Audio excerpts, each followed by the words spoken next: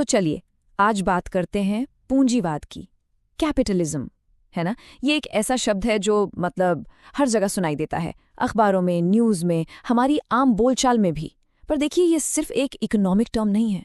नहीं, ये तो एक पूरा का पूरा सिस्टम है जिसने आज हमारी दुनिया को ये शक्ल दी है।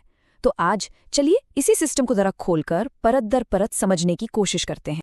तो सवाल यही उठता है कि हम सब ने ये शब्द सुना तो जरूर है, पर क्या हम सच में जानते हैं कि ये काम कैसे करता है, इसके पीछे की सोच क्या है असल में?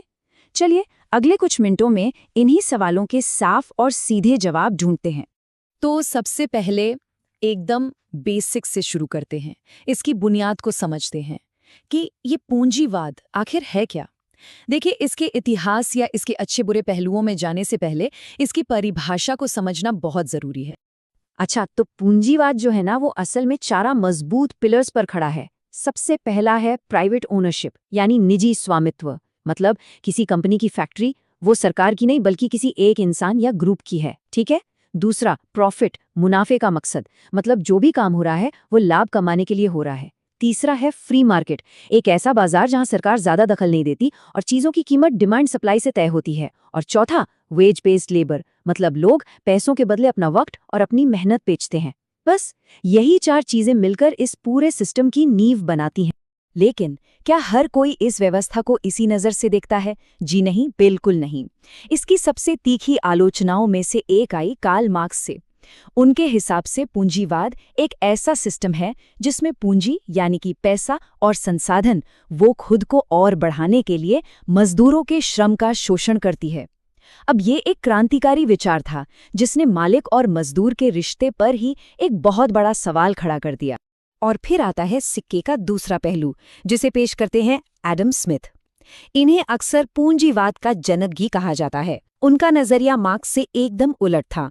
वो मानते थे कि जब हर इंसान अपने फायदे के लिए काम करता है और बाजार में एक खुली कंपटीशन होती है, तो उससे पूरे समाज का भला होता है और देश तरक्की करता है।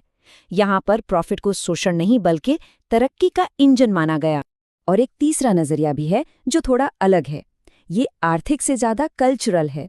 सोशियोलॉजिस्ट मैक्स वेबर का तर्क था कि पूंजीवाद का विकास यूरोप की प्रोटेस्टेंट नैतिकता से जुड़ा हुआ है। इसमें कड़ी मेहनत, बचत और निवेश को एक नैतिक गुण माना जाता था। वेबर के मुताबिक इसी सोच ने पूंजीवाद के फलने फूलने के लिए एक परफेक्ट माहौल तैयार किया। तो मतलब ये सिर्फ एक इकोनॉमिक सिस्टम नहीं है, इसकी जड़ें कल्चर में भी बहुत गहरी हैं। तो ठीक है, हमने परिभाषा और अलग अलग नज़रियों को तो समझ लिया, पर सवाल ये है कि ये सिस्टम आया कहाँ से, इसका उदय और विकास हुआ कैसे? क्योंकि सच तो ये है कि पूंजीवाद हमेशा से वैसा नहीं था जैसा हम आज देखते हैं। ये वक्त के साथ काफ़ी बदला है। पूंजीवाद का जो विकास है उसे हम 4 मेन स्टेजेस में देख सकते हैं। सबसे पहले 16वीं सदी में आया व्यापारिक पूंजीवाद, जिसका पूरा फोकस व्यापार और उपनिवेशों पर था। फिर आया इंडस्ट्रियल रेवोल्यूशन, जिसने जन्म दिया औद्योगिक पूंजीवाद को, जिसमें फैक्ट्रियों का बोलबाला था। इसके बाद दौर आया फाइनेंशियल कैपिटलिज्म का, जहां बैंक और स्टॉक मार्केट अर्थव्यवस्था के ड्राइवर बन गए। और आज हम जिस दौर में हैं उसे कई लोग एकाधिकार पूंजीवाद कहते हैं, जहां कुछ बहुत बड़ी कंपनियां पूरे बाजार पर हावी हैं। तो ये बात तो अब तक साफ हो गई है कि पूंजीवाद को लेकर राय हमेशा से बटी हुई रही है। तो चलिए जरा और गहराई में जाते हैं और इस सिस्टम के पक्ष और विपक्ष में दिए जाने वाले सबसे बड़े तर्कों पर एक नज़र डालते हैं। जो लोग इसके पक्ष में हैं उनका तर्क है कि मुनाफे की जो चाहत है वो कंपनियों को कुछ बेहतर और नया करने के लिए मजबूर करती है। इससे इनोवेशन को बढ़ावा मिलता है। जाहिर है, देश की आर्थिक तरक्की भी होती है और बाजार में हम सबके लिए चीज़ों के ढेरों विकल्प मौजूद होते हैं। कहा जाता है कि इसी सिस्टम ने दुनिया भर में लाखों लोगों का जीवन स्तर ऊपर उठाया है। लेकिन सिक्के का दूसरा पहलू भी तो है। जो इसकी आलोचना करते हैं उनका मानना है कि ये पूरा सिस्टम मार्क्स के सरप्लस वैल्यू के सिद्धांत के अनुसार शोषण पर आधारित है। अब ये सरप्लस वैल्यू क्या है, इसको ना एक छोटे से उदाहरण से समझते हैं। मान लीजिए एक मजदूर है, वो दिन में 1000 रुपए का सामान बनाता है, लेकिन उसको मजदूरी कितनी मिलती है? सिर्फ 200 रुपए। तो बाकी के 800 रुपए कहाँ गए? वो बन गया मालिक का मुनाफा। मार्क्स के मुताबिक यही 800 रुपए सरप्लस वैल्यू है। और आलोचक कहते हैं कि इसी वजह से अमीर और गरीब के बीच की खाई लगातार बढ़ती जाती है और 1929 की महामंदी जैसे बड़े बड़े आर्थिक संकट भी आते हैं। इस अंतर को और साफ समझने के लिए चलिए पूंजीवाद की तुलना इसके सबसे बड़े वैचारिक विरोधी यानी समाजवाद से करते हैं। आप देख सकते हैं जहां पूंजीवाद में संपत्ति निजी होती है, समाजवाद में राज्य का कंट्रोल होता है। एक का लक्ष्य मुनाफा कमाना है तो दूसरे का सामाजिक कल्याण। ये टेबल दोनों के बीच के बुनियादी फर्क को बिल्कुल साफ साफ दिखाती है।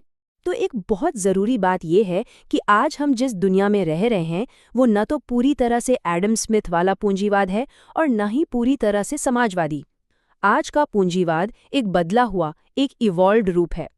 20वीं सदी में खासकर महामंदी जैसे बड़े संकटों के बाद पूंजीवाद ने खुद को बदला। सरकारों ने बाजार को कंट्रोल करने के लिए दखल देना शुरू किया।